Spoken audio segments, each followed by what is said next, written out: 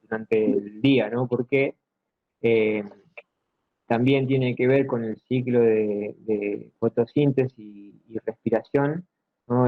Nosotros tenemos que eh, el dióxido de carbono acidifica el agua, ¿no? Entonces, eh, como durante la noche nosotros vamos a tener solamente producción de dióxido de carbono, o sea, consumo de oxígeno y liberación de dióxido de carbono al agua, eh, durante toda la noche vamos a tener una caída del oxígeno, ¿eh?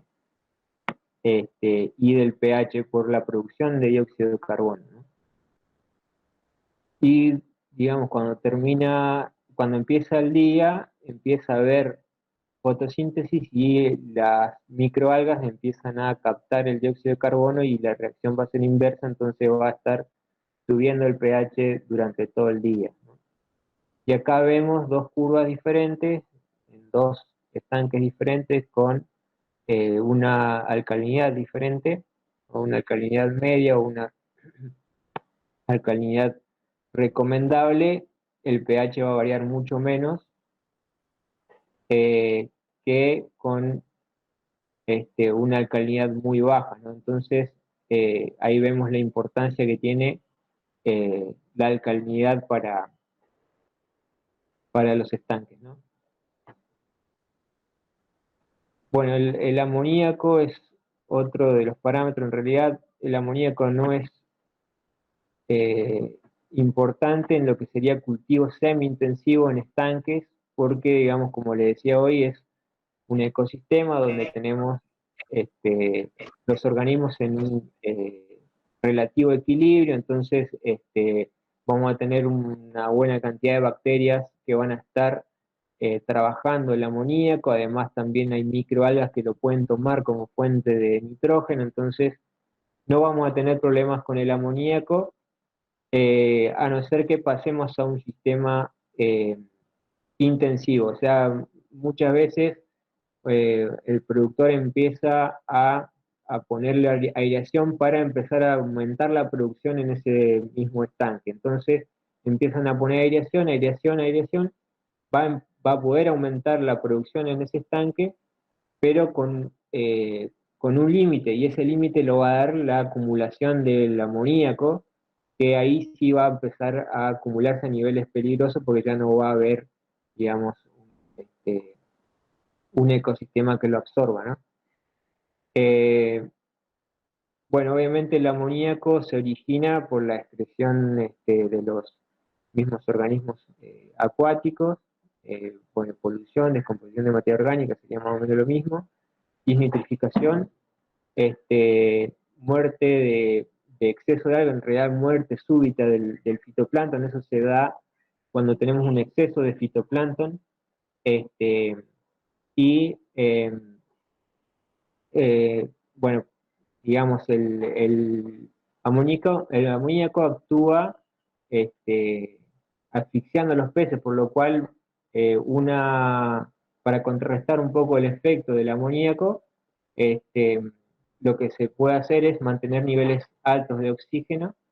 Bueno, hay algunos otros manejos, o sea, siempre lo preventivo es lo mejor, ¿no? Porque el amoníaco pasa a ser un problema cuando uno no renueva la cantidad de agua suficiente, cuando por ahí se excede en la materia orgánica.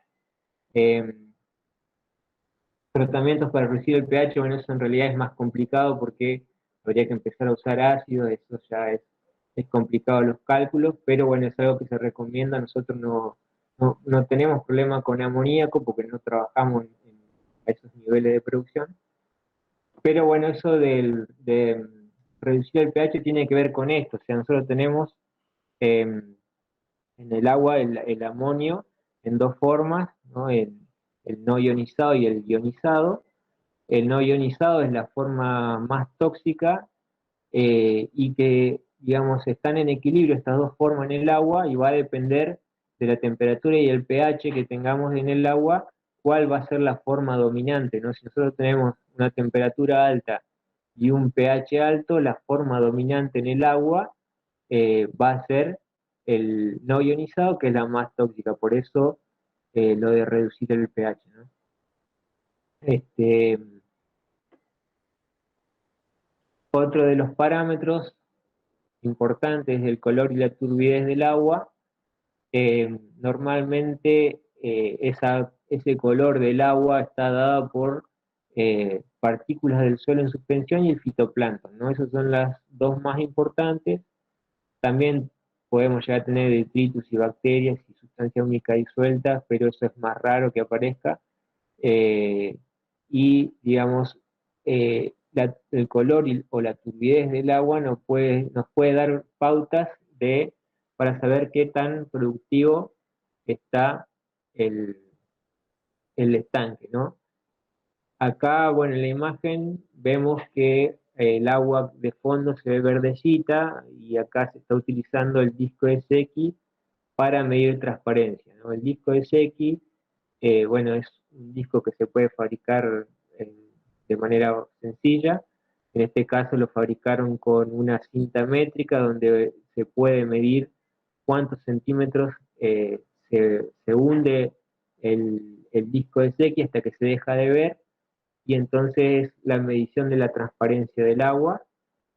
En el caso de que la turbidez esté dada por el fitoplancton, eh, esta tablita que vemos acá nos puede servir como, medición de la productividad del estanque, ¿no? Si nosotros tenemos que metemos el disco de Secchi y a los menos de 20 centímetros lo dejamos de ver, eh, quiere decir que tenemos un exceso de turbidez, o sea, tenemos mucho fitoplancton y tenemos curvas muy pronunciadas de variación de oxígeno, que yo le había dicho que no es bueno porque puede llegar a traer problemas en algún momento.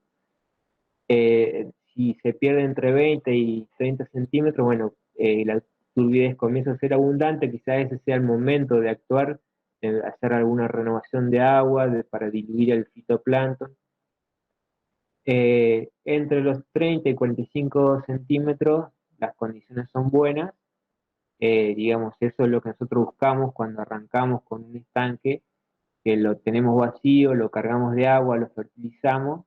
eh, Cuando empieza a tomar color es bueno ir midiendo con el disco de Secchi, y cuando llegamos a condiciones buenas hacemos la siembra de peces. Ese sería el manejo ideal, ¿no?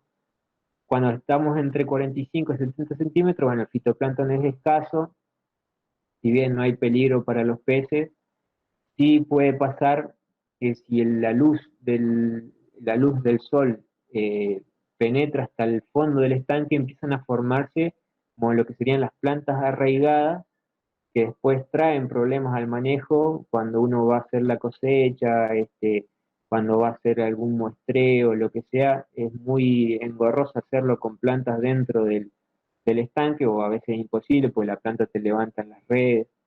Entonces, es bueno siempre que se fertilice el estanque y que haya buenas condiciones, porque las algas lo que hacen las algas es no dejan que la luz penetre hasta el fondo del estanque, y entonces inhiben el crecimiento de ese tipo de plantas. También se pueden formar las algas filamentosas, que son las algas esas que forman, digamos, estructuras como si fueran masas de algas, que también son muy, muy difíciles de eliminar del estanque una vez que se forman, y son muy molestas a la hora del manejo. Eh, y obviamente por encima de 70 centímetros la productividad es muy baja, ¿no? Entonces, ¿qué manejos realiza el productor que van a impactar en la calidad del agua, ¿no? Son todos manejos que van a realizar para aumentar la productividad en los estanques.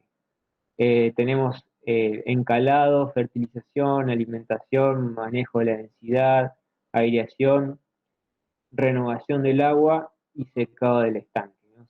Prácticamente básicamente esos son los manejos que realiza el productor. ¿Qué es el encalado? El encalado es,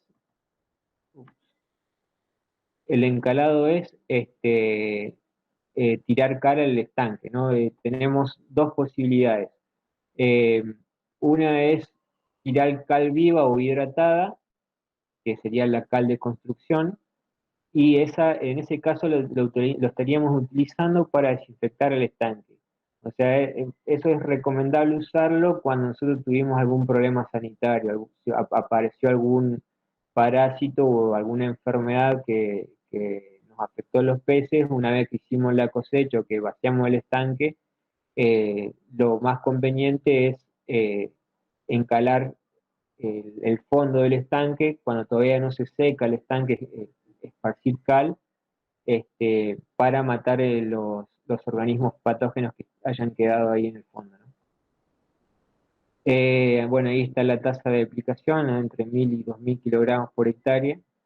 Eh, y lo que tiene la cal viva o la hidratada es que elevan los niveles de pH muy arriba, ¿no? Entonces, una vez que lo utilizas, después tenés que tener cuidado cuando volvés a llenar el estanque de medir el pH diariamente y buscar el momento en que se estabiliza y poder sembrar los peces, ¿no?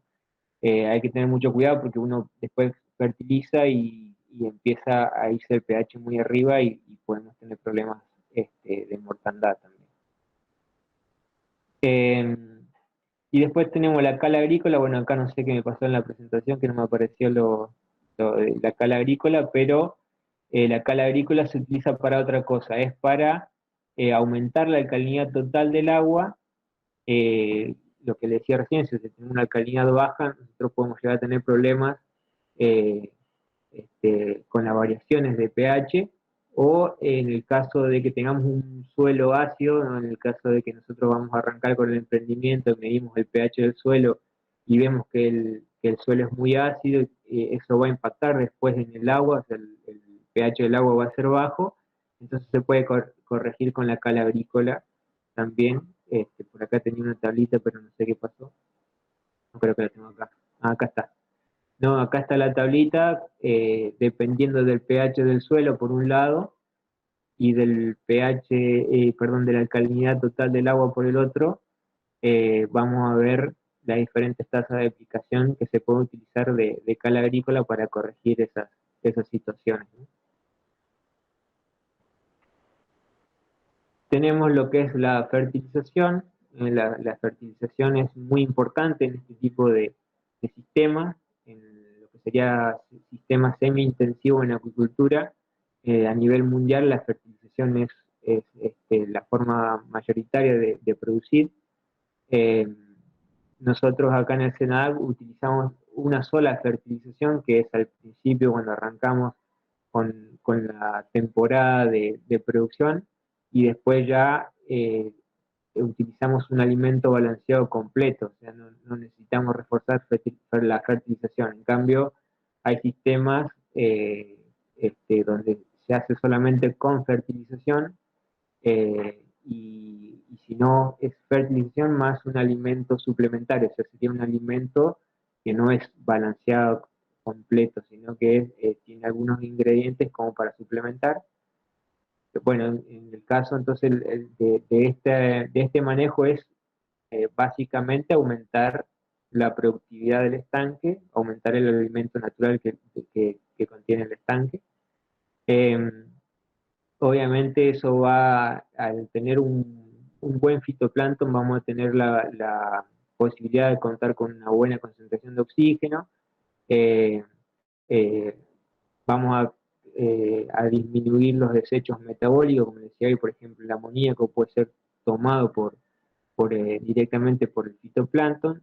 La turbidez además reduce la predación por pájaros este, ictiófagos. eh, y bueno, ayuda a controlar, como le decía hoy, el tema de crecimiento de las plantas arraigadas y las algas filamentosas, que suelen ser muy complicadas. Y bueno, también ayuda a clarificar el agua muy barrosa. En nuestro caso, en el SENAC, nosotros tenemos un suelo con un porcentaje de arcilla muy alto, entonces tiende a ponerse muy turbia, pero no turbia de la turbidez que nosotros buscamos que sea dada por el fitoplancton, sino por la cantidad de arcilla, una turbidez marrón, digamos.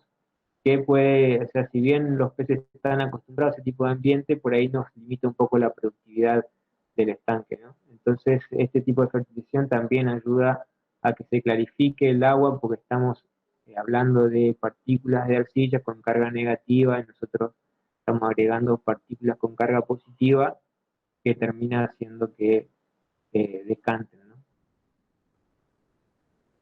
Cuando nosotros hablamos de fertilización, eh, tenemos dos posibilidades: la fertilización inorgánica y la fertilización orgánica, muy parecido a lo que pasa en agricultura. Eh, los, los mismos utilizados en agricultura, digamos, los fertilizantes, ¿no? Superfosfato, urea, en el caso de los inorgánicos. En el caso de los orgánicos estamos hablando de, más que nada, a nivel mundial lo más utilizado es el estiércol de animales de granja, y también se puede utilizar algunos tipos de harina, principalmente en las primeras fases de cultivo, en lo que sería la agricultura, ¿no? Que no necesitan demasiadas cantidades de fertilizantes. Se puede utilizar algunas harinas, afrecho. Y nosotros tenemos en el estanque dos cadenas alimentarias que están interligadas, que sería la cadena autotrófica y la heterotrófica. Perdón, Oscar, Sí, te interrumpo un segundo. Así